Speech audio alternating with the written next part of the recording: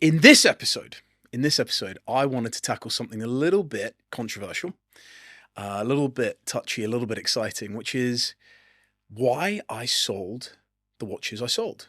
And it's something that we never ever discuss. We sometimes discuss it privately with friends, but it's rarely discussed publicly. So today I'm going to talk about the watches I've sold and why. Let's get into it.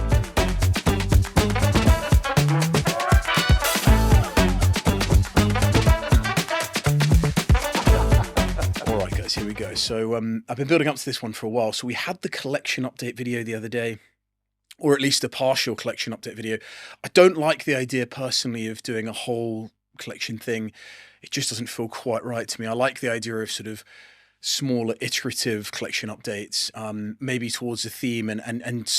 So I feel like you probably saw a bit of a theme going on there, which was the slightly smaller case size, the 90s theme, the sort of 90s icon theme. I think quality, like real quality. I would say that because I've got skin in the game. I bought all the damn things, so I would say that. But I just feel there's a sense that those 90s watches have a real level of finish to them and proportion and design and quality. And I'm wearing one today. So I should say, because there's always going to be a question or two about the watch on the wrist. So today I'm wearing the Chopard, the 1860, the Samandar white gold. Just an absolute jewel. Walking over here when the sun caught it, it was just like, it's my mini Dufour. It's my mini Dufour. But moving on swiftly, let's get to my collecting methodology, because I have talked about this before with friends who've come onto the channel, but I've never really squarely laid it flat, which is to say, because I'm constrained, like so many of you out there, by the finances. And let's be clear, it wouldn't be fun if we weren't. If we were in Zuck's position, which we've talked about, the man can go out and buy anything he wants. There's no fun in that. The fun of it is in the curation. The fun of it is in the chopping and changing and the experience. So my collecting methodology, and I've only just come to realize this now, is that I want to have a taste of almost everything that the horological world has to offer. And you're in a process of going through your journey. You're getting older and wiser, maybe, and you're going through brands, you're going through styles, you're going through sizes. It's a bit like a buffet. I'm one of those guys that likes to be at the hotel buffet and try a bit of everything, because it feels like until you've tried a bit of everything, you haven't had the full experience. So that's kind of where I'm at with my methodology. And it's exciting, and I share that with a few friends of mine, which is cool, but it's also driven by the financial aspect, which is to say that if I'm going to buy something new, something else has to go. And so there's been a few videos that I've done over the past, and I'm pleased that I've done them, because I felt hugely excited at the time about doing them, which is to say the Why I Bought series, and I'm going to continue to do those, and not all of them have stuck around. And few people have asked about particular watches. I am quick to chop if something's not absolutely right. And I'm at the point now where I feel like if it's not absolutely right, if it doesn't feel absolutely right within me, then I'm going to chop it. Let's get into it. I think I've covered off what I wanted to cover off at this sort of the precursor to this. I've made some notes. I never make notes for anything, but I thought it was important to say. Romain Gaulthier, the C5. Incredible watch. Absolutely incredible watch. Super, super comfortable. 41 millimeters in size in titanium. The case itself, just the angles that he's created and the polished versus the satin brushed finish. The comfort on the wrist, the thinness, the caliber, the architecture of the caliber, the snailing system, the little shunt that takes place once you restart the movement. We pull the crown out, restart. The finishing on the bridges is echoed on the dial in the C5. It's this hand hammering finish, and it's absolutely stunning. But the issue I had with this purchase, and thank you Tim Green for helping me at Subdial as always to make that one live, and Justin McDonald at European Watch Company, because he was the one that sold it to us, and he's a wonderful man. European Watch Company have some amazing stock in the States there. But I never saw that watch in person. In fact, I'd only ever seen my friend Tom's Black Sea, the Black Sea with the red accents on the dial, and I loved it. But I'd never seen the 5 in person, and I think in that instance it was a mistake. And I've swallowed that. I've eaten that as a mistake, because that dial, while stunning in the imagery and on the photos, and I remember when it dropped, and I was just like, within me, the one thing I always find is if it's visceral and it's like, I've got to do it, I've got to have it, I've got to make it happen, then you're onto the right track. But in that instance, I just had not seen that dial. Now, it was stunning in low light. So within a room, absolutely fantastic. The minute you take it out into natural light, I found that dial to be too vibrant for me. It's not going to be for everybody, but for me, I found it to be, and someone did say it to me online and it stuck, was it looked a bit like tin foil. And when you look at it in a loop, it's absolutely remarkable. No dial's the same. The lady, I gather, who's the skilled artisan that Romain Gaulthier works with to produce those dials is exquisite. And I have to say that Mo at Romain Gaulthier and Romain Gaulthier himself, incredibly nice people. All of them, just incredibly nice people. And I did, I spoke to them through the process of actually selling it again, because I wanted to be in comms with them, and they make so few. It's a very personal thing. I want to get back into the C, and I gather there is another C en route. There's a new C, and I gather it might be slightly smaller, but generally the same. I think it's an outstanding model on a rubber strap. I'm not a huge fan of it on the bracelet because it's got some polishing going on that I'm not entirely fired up about, at least not as fired up about on the bracelet. So on the strap, sorry. So for me, on the rubber strap, super, super, super cool watch. But that dial, the only reason I sold it was because that dial was just too zingy and too hot in the light. So I hope that clears that up. And for anyone out there, the takeaway, on that journey was see the damn watch in person. Not just the model, but see the damn watch that you're actually buying in person. So that was my journey. Thank you to the Romain Gaulthier team for being so humble, and to Mo in the whole process. The Élégante. We've talked about the Élégante. Pete and I have talked about the Élégante on here before. The Élégante, particularly the black, the Titanite, has gone bonkers, at least being listed for mad numbers. That seemingly right now has cooled off a little bit.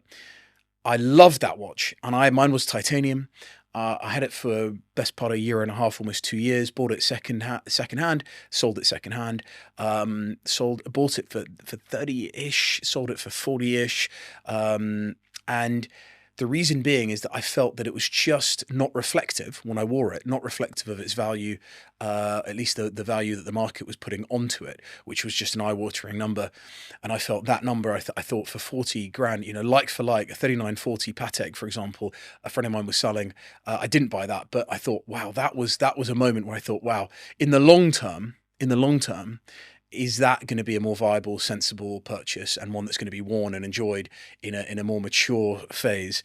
Either way, it wasn't to be. I just felt it needed to go. Ironically, ended up leaving, quite a bit of cash on the table because they ended up going for a bit more. But now they've softened off again. So where are they now? They're probably listed at, say, 50-ish, 52-ish for titanium. Either way, I just don't know. The Journe market is a really curious one. Again, wonderful people. The team at the boutique here, I've never bought a new one. I probably won't buy a new one, because for me, the absolute grail Journe would be a 38mm Octo Reserve, Octo Lune, with a brass movement in it. It's just incredible DNA. But the team, the London team, Sean and Jimmy and Ed, just such lovely guys, incredible ambassadors for the brand. So there we go. That's the Élégante. Next up, the Ralph Lauren, the 42mm Slim Classique. Wow, I love that watch. Absolutely love that watch. And it was not around for long. I've got to say, it was not around for long. But every time I wore it, I felt in some ways that I was embodying the man himself. Ralph Lauren, a real mystery of a watch brand, really. They work closely with Richemont. They've got a partnership to work with Richemont, or at least they did. Piaget ultra thin caliber in that one. And I was in Geneva with Tim Green the other day, and we managed to secure him a 38mm white gold version, which was super cool from a friend of mine. And while I love the watch, and you look at the detail on the dial, it's just got this incredible thickness to the Roman numerals on the dial, beautifully finished. The case with this hand guilloche finish echoing the dial, and just how thin the thing is. Tiny stubby sort of lugs, almost wears like a Disco Volante. But to me, when I was really being critical, I'm in a phase of being really, really critical about the watch box, looking at it critically and saying, is this absolutely a defining watch that's going to get a lot of wear, that is important to the brand, is important to the watch world, and has that potential to sort of stand the test of time. I just looked at the ergonomics of it, and I think the ergonomics of it spoke to me in a way that made it feel like this wasn't going to work. When I looked at it in the mirror, and this is my acid test, is it's the bog mirror. Looking at your watch, you see yourself in the toilet mirror, you've washed your hands, or at least you hopefully have, and you're looking down there and you've got the watch in the pocket, and you've just got that moment to look at it, and you observe it from the viewer's perspective, and you see how it sits, and you see it in the pocket, you see it, and you think to yourself, is that right? Is that right? Difficult to say, because of course your emotions sometimes are all over the place, but your style, whatever you're wearing might dictate how you feel about the watch as well. That watch just too much of a pancake on the wrist, but I love it. And if I ever saw one again, I'd be immediately up to the person wearing it, and I'd be desperate to get it on my wrist. And I know it's gone to a good home now as well. So super excited about that.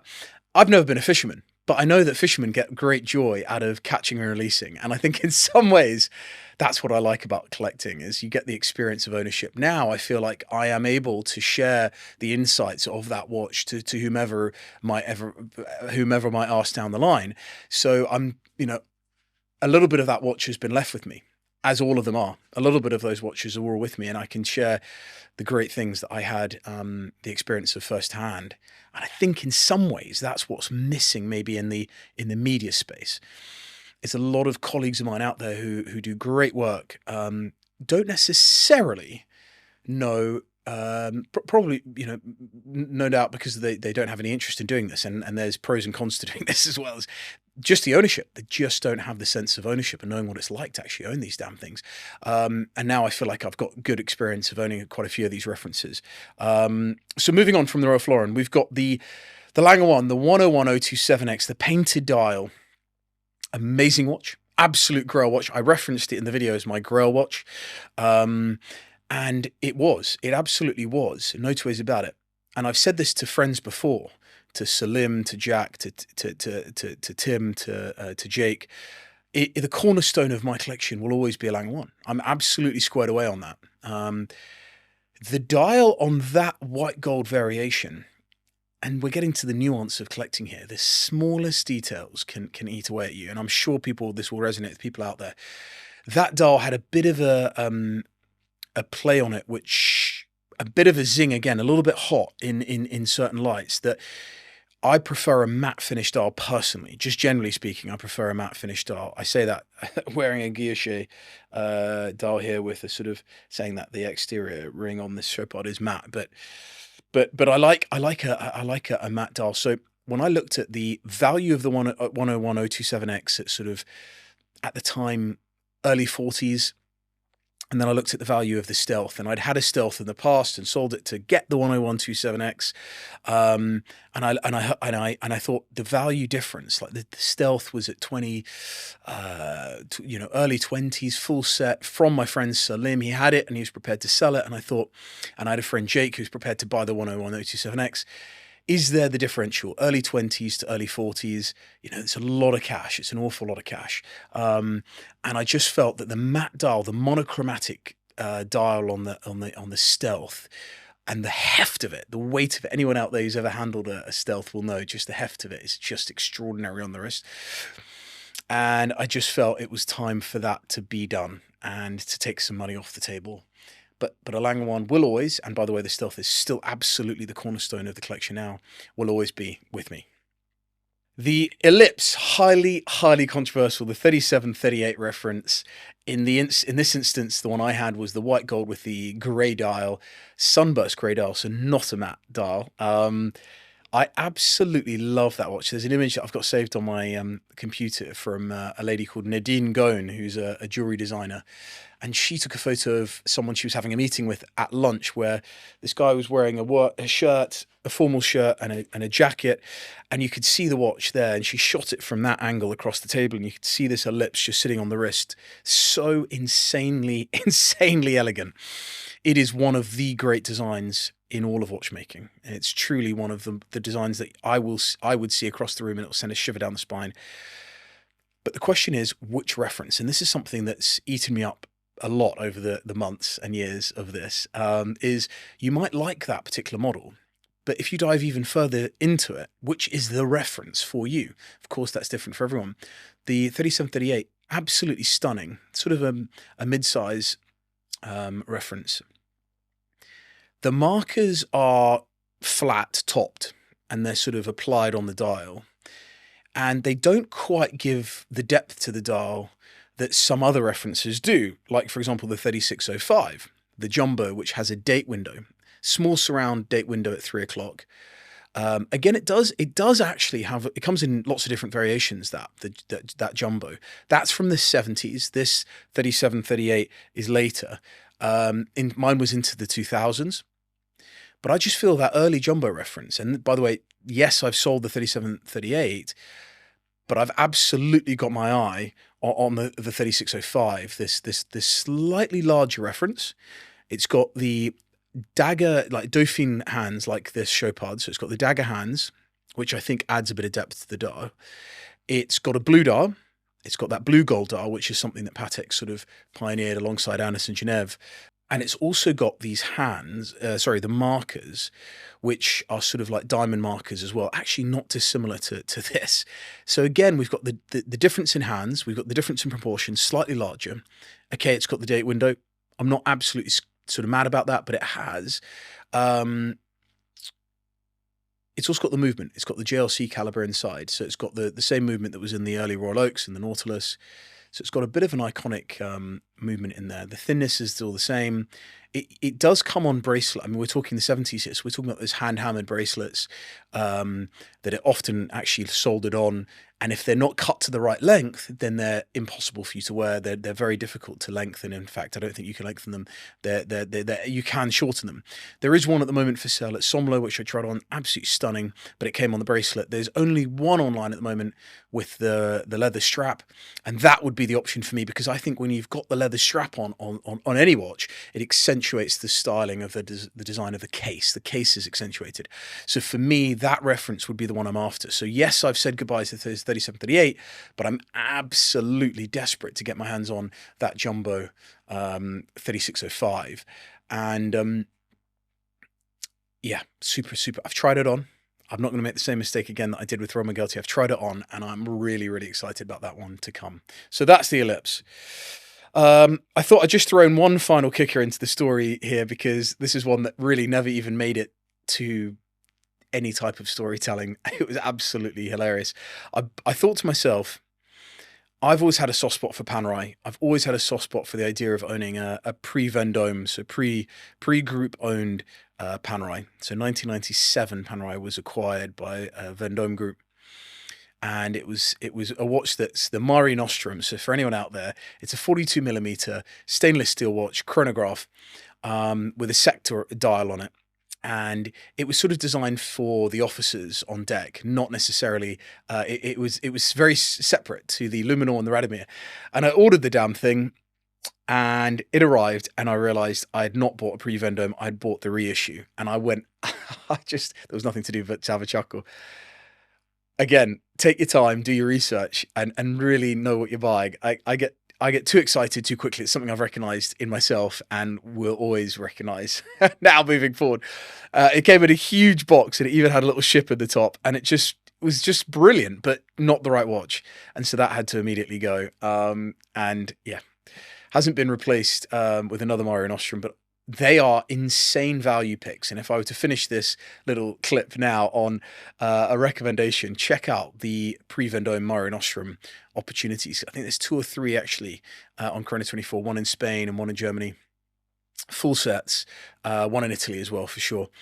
For probably 11 to 13K GBP, which to me, they're only going to become more and more interesting. Yes, I appreciate Panerai's gone through a journey in the last decade, 15 years of ups and downs, but I actually feel they're on the ascendancy, and people are going to start getting back into the brand. And actually, it's totally unexpected to see one on the wrist. So that's my final note on this, guys. But at the end of the day, I just wanted to share this with you because I feel like I'm always fired up. I'm always open and straight down the line about what's going on, and no one ever talks about selling and why, crucially, why they've sold something. So there we go.